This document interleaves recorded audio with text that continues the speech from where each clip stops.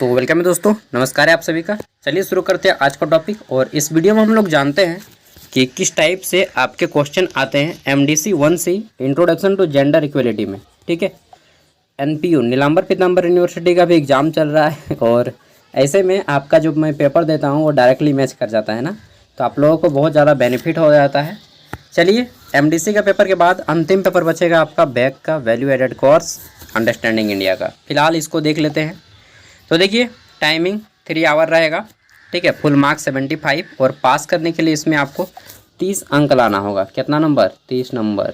ठीक है, तो चलिए देखते हैं। पेपर आपका 2 खंडों में बटा रहेगा। पहला खंड रहेगा आपका ये और दूसरा खंड भी। पहला खंड आपका 15 मार्क्स का रहेगा और खंड भी रहेगा आपका 60 मार्क्स का। ठीक है, इसमें सबसे पहला हमारा क्वेश्चन है 1 मार्क्स वाले 5। पहला क्वेश्चन है जेंडर समानता क्या है। ठीक है, इंग्लिश में है कि डिफाइन जेंडर इक्वलिटी। तो देखिए, हमारे समाज में जितने भी प्रकार के जेंडर हैं, महिला, पुरुष, ट्रांसजेंडर, ठीक है, बाइसेक्सुअल, ट्रांससेक्सुअल, जितना भी है, ठीक है, इन सभी में समाज में सबको बराबरी का हिसाब से देखना, ठीक है, उनके लिए समान अपॉर्चुनिटी, समान प्रकार के अधिकार देना जेंडर समानता कहलाता है। ठीक है, मतलब जितने भी प्रकार के लिंग होते हैं बिना किसी भेदभाव के समाज के राजनीतिक, सामाजिक, आर्थिक कार्यों को संपन्न करना जेंडर समानता है। ठीक है, इस तरह से बता सकते हैं और यह संविधान के मूल अधिकारों में से एक है। एक मिनट यार, आगे देख लेते हैं। तो नेक्स्ट क्वेश्चन है हमारा, दहेज अधिनियम कब बनाया गया।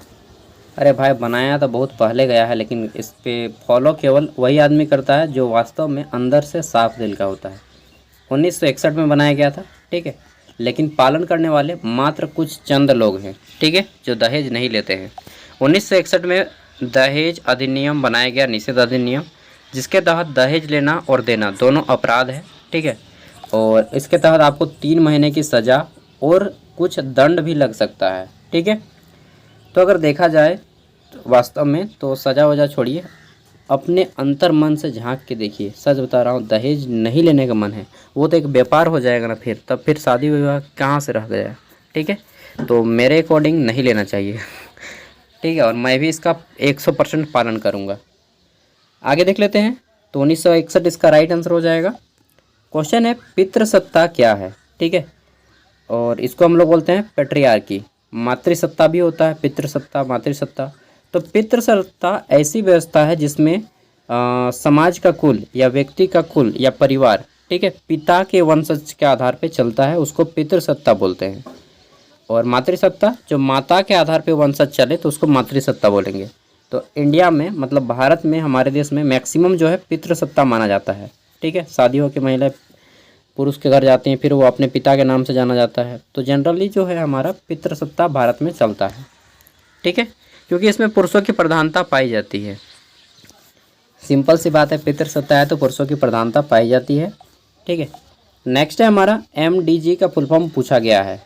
तो MDG का फुल फॉर्म होता है मिलेनियम, मिलेनियस या मिलेनियम होता है, थोड़ा सा देख लीजिएगा, डेवलपमेंट गोल्स। ठीक है, मिलेनियस होगा, मिलेनियस डेवलपमेंट गोल। हिंदी में बोलते हैं सहस्त्राब्दी विकास लक्ष्य, सहस्त्राब्दी विकास लक्ष्य। और ये आपका विभिन्न प्रकार के लक्ष्यों पर, विभिन्न प्रकार के 21 लक्ष्यों को टारगेट करता है। ठीक है, मैं केवल यहाँ पे शॉर्ट नॉलेज दूंगा, आपको शॉर्ट जानकारी दूंगा। आप लोग डिटेल में जानकारी के लिए सभी क्वेश्चन को पढ़ लीजिएगा और गूगल से आंसर भी कर लीजिएगा। ऐसे ही क्वेश्चन आपके एग्जाम में आएंगे, ये सभी पूछे गए क्वेश्चन हैं। ठीक है, रांची यूनिवर्सिटी के द्वारा। ई नंबर है, जेंडर समाजीकरण क्या है, व्हाट इज जेंडर सोशलाइजेशन। तो देखिए, जेंडर यानी कि लिंग। प्रत्येक समाज में पुरुषों की कुछ विशेष अधिकार होते हैं, अधिकार नहीं हम लोग बोल सकते हैं उसको, कि कुछ विशेष घर में सिखाया जाता है।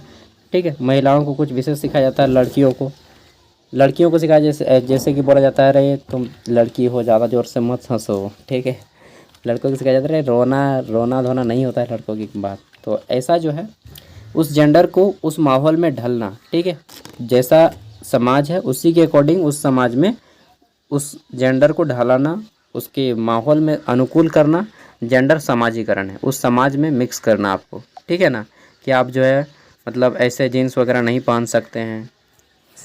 बाकी धीरे धीरे समाज चेंज हो रहा है। ठीक है, अब आता है 5 मार्क्स वाले क्वेश्चन। इसमें है लिंग रूढ़िवादिता पर एक संक्षिप्त नोट लिखें। रूढ़िवादिता मतलब दोस्तों पुराने विचार, पुराने थॉट्स वाले लोग, ठीक है। पुराने थॉट्स वाले लोग बोलते हैं अरे बेटा होता तो बहुत अच्छा होता, ठीक है, बोलते हैं ना। तो ये रूढ़िवादिता हो गया एक प्रकार से, ठीक है। तो इस प्रकार से रूढ़िवादिता को आपको बताना है।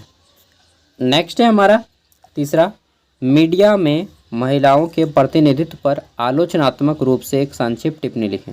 अब देखिए मीडिया एक ऐसा है जहाँ पे महिला ज़्यादा यहाँ पे मतलब एक्टिव है, ठीक है। गर्ल्स देखिएगा किसी भी न्यूज़ चैनल में तो गर्ल्स लोग जो है ज़्यादा वहाँ पे पाई जाती हैं।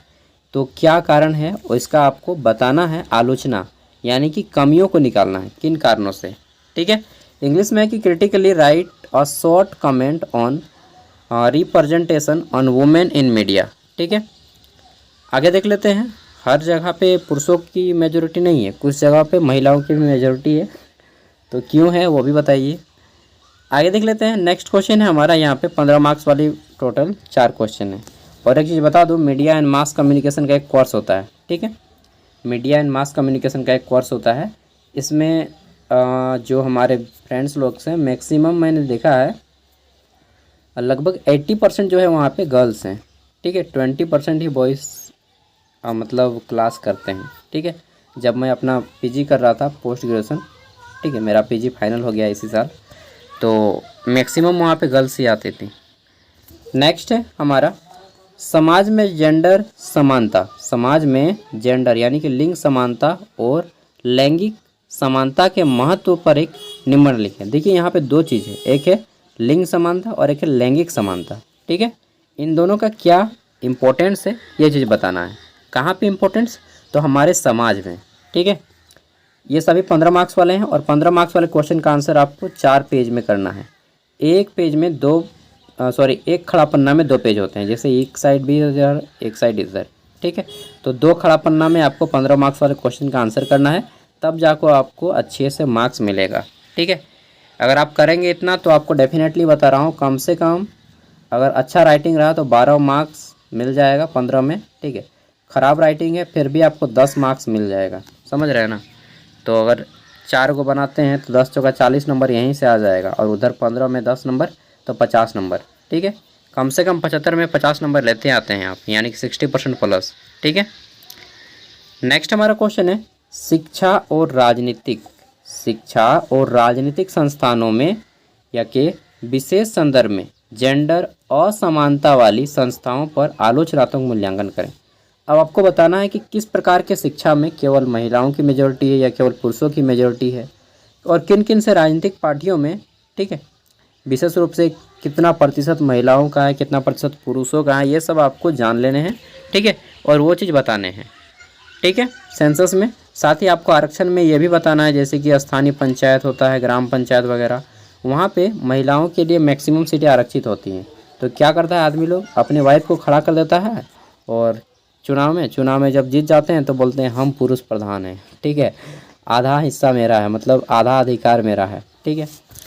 तो इसलिए देखिएगा कि वोट में अक्सर महिलाओं को खड़ा किया जाता है क्योंकि रिजर्वेशन होता है गर्ल्स का, ठीक है, वुमेन्स रिजर्वेशन होता है और इसी कारण जो है महिलाओं को वहाँ पे खड़ा किया जाता है मैक्सिमम जगह।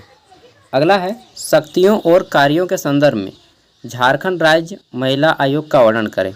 मैंने बोला है कि आपको या तो एक झारखंड राज्य के महिला आयोग के बारे में आएगा या फिर राष्ट्रीय महिला आयोग के बारे में आएगा। और आपको ये भी जान लेना है कि राष्ट्रीय महिला आयोग की स्थापना कब हुई, इसके प्रथम अध्यक्ष कौन थे, ठीक है। इन सभी चीज़ों को याद करना है और यह किन किन क्षेत्रों में काम करते हैं। मैं केवल आपको डायरेक्शन दिखा पाऊँगा, एग्ज़ाम का भी मैं एक एक क्वेश्चन का आंसर नहीं करा पाऊँगा क्योंकि मेरा खुद एग्ज़ाम है, ठीक है। और नेक्स्ट क्वेश्चन है हमारा समाज में घरेलू हिंसा पर एक निबंध लिखना है। इंग्लिश में है कि right an essay on domestic violence in society. समाज में घरेलू हिंसा क्या होता है? देखिए समाज में बहुत सारे घरेलू हिंसा होते हैं, जैसे कि अपनी पत्नी को पीटना, गुस्सा है, भात मांगे नहीं दिया, मतलब जाइए बांट के ले लीजिए, मार खाएंगे एक झाप, बात नहीं मानते हैं, ठीक है। तो इस तरह से होता है बहुत घर में। बहुत से लोग क्या होते हैं कि दारू पी के आते हैं और घर में जो चीज़ नहीं बोलिएगा वो चीज़ नहीं करने से डायरेक्टली हाथ उठा देते हैं, ठीक है, चप्पल जूता, फिर मार उड़ खा के फिर आता है पुलिस थाना चलता है पूरा, ठीक है। तो ऐसा घरेलू हिंसा होता है। बताना है इन सब के बारे में। और आप लोग के ऊपर घरेलू हिंसा नहीं हो, इसलिए लड़ाई झगड़ा नहीं करना है। पहले ही जब हो आपका फिक्स किसी के साथ, उस टाइम पे चेक कर लेना है भाई कि कैसा आदमी है, ठीक है, क्योंकि पूरा लाइफ का सवाल है। नेक्स्ट है हमारा कुंडली मिले या ना मिले, विचार मिलना चाहिए। मूल रूप से आपको जेंडर इक्वलिटी का शिक्षा इसीलिए दिया जा रहा है ताकि आप अपने अधिकारों को जान सकें, ठीक है। पढ़ना तो एक किताबी ज्ञान अलग की बात है, ठीक है ना, अपने लाइफ में इसका यूज करना है। अगला है हमारा भारत में महिलाओं के संवैधानिक अधिकारों का वर्णन करें कि भारत में महिलाओं को कौन कौन से अधिकार दिए गए हैं, ठीक है। Describe constitutional rights of women in India. देखिए, एक मैं आपको बता देता हूँ, जैसे बहुत प्रकार के अधिकार हैं। सबसे बड़ा अधिकार, जब लेडी प्रेग्नेंट होती है, ठीक है, तो उनको मातृत्व अवकाश मिलता है, मैटरनिटी लीव। कितना दिन का मालूम है? 180 दिन का, 6 महीने का, ठीक है। 6 महीने तक आप घर में आराम से रह सकते हैं, ठीक है। तो मातृत्व अवकाश मिलता है 180 दिन का। इस तरह से आपको डाटा निकाल के याद कर लेना है और यहाँ पे आंसर करना है, ठीक है। अब बोलिएगा यार बहुत अच्छा स्कीम है अच्छा स्कीम है, लेकिन पुरुषों के लिए नहीं है। नेक्स्ट है हमारा जेंडर सशक्तिकरण और उसके संकेतों की व्याख्या करें, ठीक है। जेंडर सशक्तिकरण और उसके संकेतों की व्याख्या करें। अब मुझे एक आदमी ने बोल दिया, मतलब मेरा एक छोटा भाई है, ठीक है, तो बोला कि हाँ, तो साल में 2 बार अगर हो गए तो 1 साल तो पूरा छुट्टियाँ मिल गया, ठीक है, और उसका बीच में सैलरी भी आएगा, ठीक है, सैलरी उसका रुकेगा नहीं। तो ऐसा नहीं है, मतलब आपको रखना है गैप 2-2 साल का, ठीक है, नहीं तो ऐसे में तो छुट्टी लेते रहिएगा और आप घर में रहते रहिएगा, ठीक है। तो सब कुछ होता है सिस्टम के थ्रू। 9 नंबर है जेंडर सशक्तिकरण और उसके संकेतों की व्याख्या करें कि जेंडर को किस प्रकार सशक्त बनाया जाए, ठीक है, कौन कौन से संकेत हैं, इन सब के बारे में भी बताना है। मेन चीज़ है एजुकेशन। एजुकेशन जहाँ है, आदमी खुद ब खुद, कानून रहे या ना रहे, सिस्टम रहे या ना रहे, खुद समाज को सुधारने में लग जाता है, ठीक है। तो एजुकेशन सबसे बड़ी चीज़ है, शिक्षा। आपको वो बात याद होगी, चाणक्य बोलते थे कि अगर किसी राज्य को बर्बाद करना है ना, तो कुछ मत करो, बस वहाँ के बच्चों को पढ़ाई से दूर कर दो और राज्य खुद ब खुद बर्बाद हो जाएगा, ठीक है। और किसी को आबाद करना है तो बस कुछ मत करो, वहाँ के बच्चों को या वहाँ के जितने भी लोग हैं, नागरिकों को शिक्षित कर दो, अपने आप राज्य आबाद हो जाएगा, ठीक है। तो इस बात को याद रखिए, एजुकेशन बहुत बड़ी चीज़ है बदलाव लाने के लिए। Thank you, bye. इसका PDF का लिंक मैं वीडियो का डिस्क्रिप्शन में दे दूँगा। फिलहाल चलता हूँ, मैं भी आज दिन भर पढ़ के थोड़ा घूमने जाऊँगा, शाम हो गया है भाई। और एक चीज़ जान लीजिए, जो आपका बैक का पेपर होगा अंडरस्टैंडिंग इंडिया का, वह पूरा का पूरा 100 ऑब्जेक्टिव आएगा, ठीक है। तो उसके लिए आप लोग पूरा देखिए वीडियोस ऑब्जेक्टिव का, ठीक है। सब्जेक्टिव देखने की ज़रूरत नहीं है, ऑब्जेक्टिव आएगा। तो ऑब्जेक्टिव में चैनल पे घुसिएगा, अंडरस्टैंडिंग इंडिया के नाम से एक अलग से सेक्शन बना हुआ है प्ले लिस्ट में, उसका ऑब्जेक्टिव क्वेश्चन जहाँ भी मिले, जिस यूनिवर्सिटी का मिले, देख जाइए। विशेष रूप से NPU का और RU का, ठीक है, रांची यूनिवर्सिटी और NPU यूनिवर्सिटी, दोनों का देख लीजिए कम से कम। Thank you, bye.